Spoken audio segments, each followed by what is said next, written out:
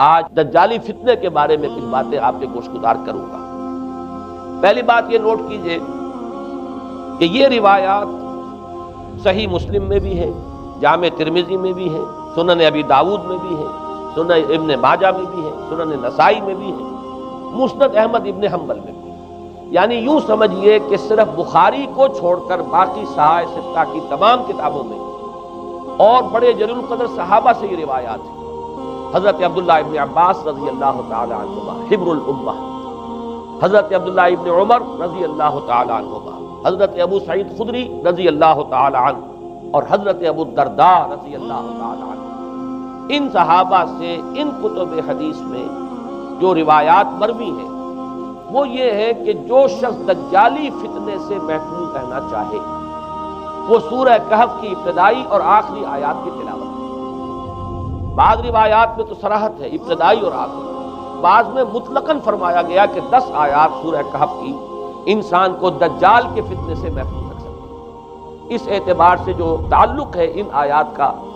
دجالی فتنے کے ساتھ وہ گویا کہ احادیث صحیحہ سے ثابت ہے۔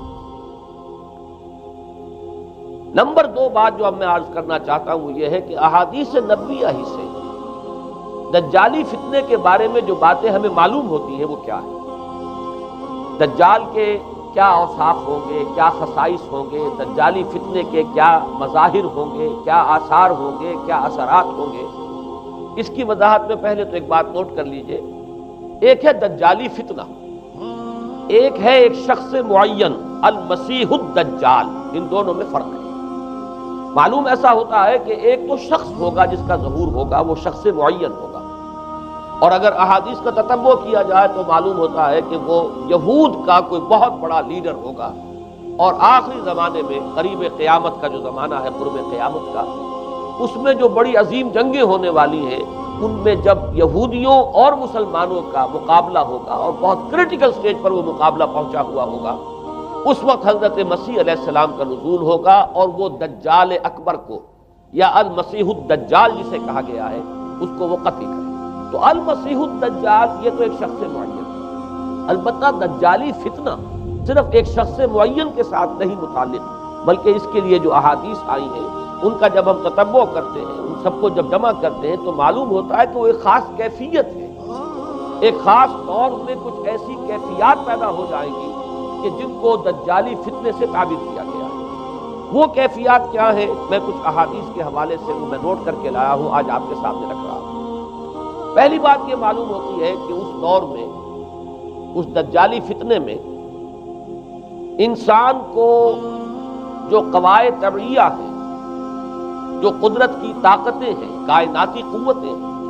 ان پر غیر معمولی غلبہ، اقتدار، اختیار حاصل ہو جائے گا، اور وہ دجال متصرف ہوگا ان تمام قواعد طبعیہ پر، بالکل ایسے انداز میں جیسے کبھی انبیاء کرام علیہ السلام کو اللہ تعالیٰ معجزے عطا فرماتا ہے۔ وہ معجزے کہ جو اللہ تعالیٰ کے فضل و کرم سے اللہ کے رسولوں کو عطا ہوئے ہیں، گویا کہ وہ سب کی سب کیفیات ہیں کہ جو دجال کے بارے میں قرآن مجید یا احادیث نبویہ میں وارد ہوئی۔ مثلا پہلی بات یہ بتائی گئی کہ اس کے لیے فاصلہ بے معنی ہو کر رہ جائے گا، انتہائی تیز رفتاری ہوگی جو اسے حاصل ہوگی۔ چنانچہ الفاظ یہ ہے کالغیث استدبرت الريح، وہ ایک ایسے طوفان کے مانند جو ہے وہ سیلاب آئے گا کہ جیسے کوئی بہت زوردار آندھی جو ہے اس کے ساتھ طوفان آیا کرتا ہے۔ آپ سائیکلون کا تصور کیجئے کہ جس طریقے سے وہ ایک انتہائی تیز رفتار ہوا جو ہے وہ طوفان کو لے کر آتی ہے، اس طور سے وہ فتنہ پھیلے گا۔ ایک اور حدیث میں الفاظ ہے فلا تدع قریۃ الا حبطتها فی 40 لیلہ، یہ مسلم شریف کی روایت ہے حضرت نواس بن سمعان رضی اللہ تعالی عنہ۔ کوئی قریہ تک نہیں چھوڑے گا دنیا کی کوئی آبادی چھوٹی سے چھوٹی جس میں وہ نہیں پہنچ جائے گا 40 دن کے اندر۔ یہ اس کی تیز رفتاری کا عالم ہوگا، گویا کہ میں تعبیر کر رہا ہوں اسے ان الفاظ سے کہ فاصلہ بے معنی ہو کر رہ جائے۔ اسی کے ضمن میں بعض اور روایات آئی ہیں۔ سواری جو ہے اس دجال کی اس کو گدھے سے تعبیر کیا گیا ہے، اس لیے کہ ظاہر بات ہے اس دور میں اور کسی شے کا اگر تذکرہ کیا جاتا ہوائی جہاز کا یا راکٹس کا تو وہ تو لوگوں کی سمجھ میں نہ آتا، اور پہلے انہیں ساری سائنس پڑھانی پڑتی تب وہ الفاظ استعمال کرتے، لہذا وہ اس کا خچر، اس کا جس پر سواری ہوتی ہے۔ لیکن اس کی تیز رفتاری کے لیے الفاظ آئے ہیں کہ اس کا ایک قدم اگر مکے میں ہوگا تو دوسرا قدم شام میں جا کر پڑے، اور الفاظ یہ آئے ہیں کہ اس کے دونوں کانوں کے درمیان فاصلہ جو ہے وہ 40 باع کا یعنی 80 ہاتھ کا ہو۔ بلکہ حضرت علی رضی اللہ تعالیٰ عنہ کے خطبے میں جو اس کا بیان ہوا ہے کہ اس کا ایک کان جو ہے وہ 30 ہاتھ لمبا کان ہوگا اس کا۔ ابھی ذرا یہ صرف احادیث آپ سنتے جائیے، پھر اس کے بارے میں ان سب کو جوڑ کر جو ہمیں نتیجہ نکالنا ہے اس پر گفتگو بعد میں ہوگی۔ اسی طرح آواز کا معاملہ کہ اس کی آواز 4 دانگ عالم میں بیک وقت سنی جائے گی۔ الفاظ یہ ہے ینادی بصوت لہو یسمع لہو ما بین الخافقین، وہ ایک ایسی آواز کے ساتھ پکارے گا کہ جسے مشرق و مغرب کے مابین رہنے والا ہر شخص سنے گا۔ اس کی آواز جو ہے گویا کہ وہ تمام فاصلوں کے جو پردے ہیں اس کے لیے وہ حائل نہیں رہیں گے، بلکہ یہ کہ اس کی آواز جو ہے پوری دنیا میں مشرق و مغرب میں بیک وقت سنائی دے گی۔ تیسری بات معلوم ہوتی ہے کہ علاج معالجہ وہ اس انتہا کو اور عمل جراحی اس انتہا کو پہنچ جائے گا۔ یہاں وہ الفاظ آئے ہیں جو قرآن مجید میں حضرت مسیح کے معجزات کے لیے آئے۔ حضرت مسیح کے الفاظ جو ابرئ الاکمہ والابرص، کہ میں مادر ذات اندھے کو اور جو کوڑھ کا مرض تو ان دونوں کو میں ٹھیک کر دیتا ہوں۔ حضرت مسیح علیہ السلام صرف ہاتھ پھیرتے تھے اور مادر ذات جو نابینا ہے، اندھا، بینائی اس کی آ جاتی تھی، اور کوڑھی جو ہے اس کے جسم پر ہاتھ پھیرتے تھے، اس کا کوڑھ درست ہو جاتا۔ ابرئ الاکمہ والابرص، وہی الفاظ آئے حدیث میں کہ دجال کو یہ قدرت حاصل ہو جائے۔ نمبر 2 یہ کہ وہ یحیی الموتیٰ، جیسے کہ حضرت مسیح کے الفاظ ہیں وہ احیی الموتیٰ، میں زندہ کرتا ہوں مردے کو۔ حضرت مسیح فرماتے تھے ایک مردے کو قم باذن اللہ، اور وہ کھڑا ہو جاتا تھا۔ بالکل اسی طریقے سے دجال کو بھی قدرت حاصل ہو جائے گی کہ وہ مردوں کو زندہ کرے گا۔ مزید وضاحت ایک حدیث میں یہ ہے کہ وہ ایک شخص کو آری کے ساتھ بیچ میں سے چیرے گا، 2 ٹکڑے کر دے گا، پھر سیدھے گا اور زندہ کر دے گا۔ معلوم یہ ہوا کہ علاج معالجے کا علم اور دوسرے یہ کہ جراحی کا علم جو ہے وہ اپنی ان بلندیوں کو پہنچے گا کہ اس حد تک انسان کی رسائی ہو جائے گی۔ چوتھی بات، اس کو زمین اور فضا پر اس قدر غلبہ حاصل ہو جائے گا۔ الفاظ یہ حدیث کے یامر السماء فتمطر، وہ آسمان کو حکم دے گا بارش برسا اور وہ بارش برسائے گا۔ والارض فتنبت، اور زمین کو حکم دے گا کہ فصلیں اگا اور وہ اگائے گی۔ ویمر بالخربۃ فیقول لها اخرجی کنوزک، اور وہ کسی ویرانے پر سے گزرے گا اور اسے حکم دے گا، ویران چٹیل میدان، اور حکم دے گا کہ اپنے خزانے نکال، اور فرمایا اس کا نتیجہ یہ نکلے گا فتتبعہ کنوزها، اس زمین کے جو خزانے ہیں وہ نکل کے اس کے ساتھ چلنے شروع ہو جائیں گے۔ زمین پر قدرت، فضا پر قدرت، بارش کا حکم ہوگا وہ بارش ہو جائے گی، آسمان بارش برسائے گا، زمین اپنے خزانے اگل دے گی۔ 5ویں بات، وَيُبْعَثُ مَعَهُ الشَّيَاطِينُ عَلَى صُورَةِ مَن مَاتَ، اس کے ساتھ کچھ ایسے شیاطین مبعوث ہوں گے کہ جو ان صورتوں کو اختیار کریں گے ان لوگوں کی جو مر چکے ہیں، من الآباء والأمہات والمعارف، جو آباء و اجداد اور مائیں اور دادیاں اور جو بھی جان پہچان والے لوگ ہیں جو فوت ہو چکے ہوں گے، وہ ان کی صورت اختیار کریں گے۔ فَتَأْتِيَ أَحَدَهُمْ فَيَقُولُ أَلَسْتُ فُلَانًا أَلَسْتَ تَعْرِفُنِي، پھر وہ آئے گا اور وہ شیاطین آئیں گے اور انسان سے کسی سے بات کریں گے، کیا تم مجھے نہیں پہچانتے؟ کیا میں تمہارا فلاں رشتہ دار نہیں ہوں؟ اپنی نشانیاں بیان کریں گے اور لوگ پہچانیں گے۔ یہ وہ احادیث ہیں کہ جن کا جو نتیجہ نکلتا ہے اس کو پہچان لیجئے۔ وہ نتیجہ یہ ہے کہ حضور صلی اللہ علیہ وسلم نے دجالی فتنے کے جو اوصاف بیان کیے یا جو علامات بیان کی، ان کا حاصل یہ ہے کہ سائنس اور ٹیکنالوجی کی وہ بلندیاں انسان کو حاصل ہو جائیں گی کہ جو چیزیں کبھی رسولوں کے معجزوں سے ظہور پذیر ہوتی تھی، وہ قوانین طبیعہ پر تصرف کے باعث خود انسان کرنے لگے۔ یہ ہے در حقیقت حاصل۔ چنانچہ آج آپ دیکھیے وہ جو اس کا گدھا ہے وہ ہمارے آج کل کے ہوائی جہاز ہے، اور آپ کو معلوم ہے کہ یہ رڈار جو ہیں ان کے ہوائی جہازوں کے، یہ بالکل اینڈز پر ہوتے ہیں ان کے بازوؤں پر، اور یہی ان کے کان ہیں، انہی سے انہیں وہ معلومات حاصل ہوتی ہیں۔ خود ان کی لمبائی چوڑائی جو ہے وہ کتنی ہے، اور پھر یہ کہ ان کے درمیان فصل جو ہے وہ 80 ہاتھ کا یا 40 باع کا وہ موجود ہے، اور جہاز کی ایک اڑان اب تو کہیں بات پہنچ گئی کہ آپ کو معلوم ہے کہ پوری دنیا کے گرد بھی ایک جہاز جو ہے وہ چکر لگا لیتا ہے چند گھنٹوں کے اندر، لیکن یہ ہے کہ عام جو رفتار ہے اس میں بھی ایک پڑاؤ سے دوسرے پڑاؤ تک، ایک جگہ سے جس کو ہاپ کرنا کہتے ہیں، یہ بھی کم سے کم 500-700 میل کا عام طور پر سفر جو ہے وہ جہاز طے کر رہا ہے۔ اسی طریقے سے ہماری جو سائنس کی، خاص طور پر جو طبی سائنس ہے،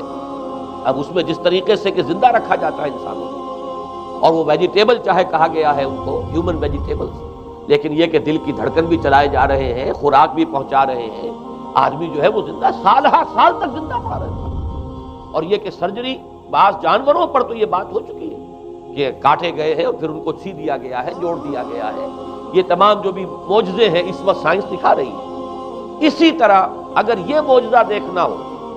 کہ زمین لکو دم زمین، جہاں کہیں کوئی آثار نہیں تھے کسی ایک پتے تک کے اگنے کے، اگر وہاں لہلہاتے ہوئے آپ کو چمن دیکھنے ہو، تو ویسے سب سے پہلے تو یہ معاملہ ہوا تھا اسرائیل نے جو کر کے دکھایا تھا، لیکن اب تو آپ ابو ظبی چلے جائیے، سعودی عرب میں چلے جائیے۔ سعودی عرب کے اندر حال یہ ہے کہ آپ اگر ہوائی جہاز سے سفر کریں ریاض سے جدہ تک، تو آپ کو جگہ جگہ بڑے سرکولر پیچز نظر آئیں گے جہاز سے، نہایت گرین، اور اس کے اندر جو ہے آرٹیفیشل اریگیشن کے ذریعے سے اور بہت عمدہ وہاں کاشت ہو رہی ہے، اور بہت خوبصورت فارم جو ہے وہ تمام کے تمام سرکولر پیچز، اس لیے کہ جو اریگیشن ہوتی ہے وہ ان ویلز کے ذریعے سے ہوتی ہے کہ جو ایک سرکل میں چلتے ہیں، اور پانی کی وہ آرٹیفیشل بارش جو ہے وہ ہوتی رہتی ہے۔ باقی یہ کہ فضا سے آرٹیفیشل رین، یہ تو بہت ہی سادہ سی بات ہے کہ فضا کے اندر ایٹماسفیرک کنڈیشنز کو ذرا تبدیل کیا جائے تو بارش آ جاتی ہے۔ اور باقی رہ گیا آواز کا یہاں سے وہاں جانا، وہ تو آواز ہی نہیں، اب تو آپ صورتیں دیکھ رہے ہیں۔ آپ کو نیو یارک میں بیٹھا ہوا خطاب کرے، آپ پوری دنیا کے اندر جہاں چاہیں، وہ آل ورلڈ اینٹینا آپ کے پاس صرف ہونا چاہیے، باقی یہ کہ آپ دنیا کے کسی بھی گوشے میں بیٹھے ہوئے کسی شخص کا خطاب یہ سن سکتے ہیں۔ تو معلوم یہ ہوا کہ در حقیقت یہ جو دجالی فتنہ ہے، یہ جس کے اوصاف جو بیان کیے گئے، ابھی میں اس کو لفظ فتنہ سے تعبیر نہیں کر رہا، اسے جس چیز نے فتنہ بنایا وہ ابھی میں آپ سے عرض کروں گا، لیکن یہ جتنے اوصاف حدیث میں آئے، جتنی صفات بیان ہوئی ہیں، جو کوائف وہاں سامنے آ رہے ہیں، ان سب کا حاصل تو ایک لفظ میں یہ ہے کہ سائنٹیفک ڈیولپمنٹ اور ٹیکنالوجیکل ڈیولپمنٹ وہ اس درجے کی ہو جائے گی کہ قواعد طبیعہ پر، فورسز آف دی نیچر پر انسان کو تصرف اور تسلط حاصل ہو جائے گا، اور وہ انہیں استعمال کرے گا، اور اس طریقے سے اس کے اندر وہ ساری کی ساری کیفیات جیسے کہ آج ہم دیکھ رہے ہیں اپنی نگاہوں کے سامنے وہ پیدا ہو جائے گی۔ اب سوال یہ ہے کہ اس شے کو فتنہ کس چیز نے بنایا، یہ بات سمجھ لیجیے۔ جہاں تک سائنسی ترقی کا تعلق ہے، تکنیکی ترقی کا تعلق ہے، یہ چیزیں فی الاصل فتنہ نہیں ہے، یہ تو وہ علم آدم الاسماء کلہا کا ظہور ہے۔ اللہ تعالیٰ نے ازل میں حضرت آدم علیہ السلام کو جو صلاحیت عطا فرما دی تھی، یہ ایکسفولیشن ہے اس کا ظہور ہے۔ جیسے کہ آم کی گٹھلی میں آم کا درخت ہے، لیکن ظاہر بات ہے کہ اس کو درخت بننے میں وقت لگتا ہے، پہلے وہ 2 پتے نکلتے ہیں، پھر وہ بڑھتا ہے معاملہ، کئی سال میں جا کر وہ درخت جو ہے وہ جوان ہوگا اور وہ پھل دے گا۔ اسی طریقے سے یوں سمجھئے کہ بالقوہ وہ علم حضرت آدم علیہ السلام کو دے دیا گیا، یعنی وہ صلاحیتیں ودیت کر دی گئی، وہ فیکلٹیز، سمع اور بصر اور فؤاد، دیکھو سنو نتیجہ نکالو اور آگے بڑھو۔ آپ نے چیز دیکھی، ایک سنی، نتیجہ نکالا، اس کو نوٹ کیا، آگے بڑھے، پھر کوئی چیز دیکھی، پھر کوئی سنی، اپنے سابق جو نتیجہ آپ نے نکال کر محفوظ کیا تھا اپنی میموری میں، اس کے ساتھ اس کو ٹیلی کیا، کوئی اور نتیجہ نکل آیا اور آگے بڑھے۔ تو یہ تو سٹیپ بائی سٹیپ، قدم با قدم انسانی علم آگے بڑھ رہا ہے۔ یہ ہرگز فتنہ نہ ہوتا، میرے الفاظ پر توجہ کیجئے، اگر اس کے ساتھ متوازن طور پر ایمان اور روحانیت کا ارتقا بھی ہوتا تھا، اگر اس کے ساتھ اللہ کی معرفت، اللہ کی محبت، آخرت کا ایمان، منزل انسان کی جو ہے وہ آخرت ہے، دنیا نہیں ہے، اگر یہ چیزیں ساتھ کے ساتھ ہوتی تو یہ ہرگز فتنہ نہیں۔ فتنہ در حقیقت اسے جس نے بنایا ہے وہ یہ ہے کہ کچھ ایسے اسباب ہوئے ہیں، اور وہ اسباب آج مجھے بیان کرنے کہ در حقیقت موجودہ عیسائیت اس کا سب سے بڑا سبب ہے۔ اس کے نتیجے میں بہت بڑا گیپ ہے، اپالنگ گیپ ہے، بڑا مہیب خلا ہے، بڑی وسیع خلیج ہے جو حائل ہو چکی ہے کہ ایمان اور روحانیت ختم ہوتے چلے گئے، اور یہ ٹیکنیکل اور سائنٹیفک ڈیولپمنٹ بڑھتی چلی گئی۔ ان دونوں کے درمیان جو مہیب خلا پیدا ہوا ہے اس نے اسے فتنہ بنا دیا ہے، اور عظیم ترین فتنہ بنا دیا۔ ورنہ اگر اس کے ساتھ ہی اللہ پر ایمان، آخرت پر ایمان،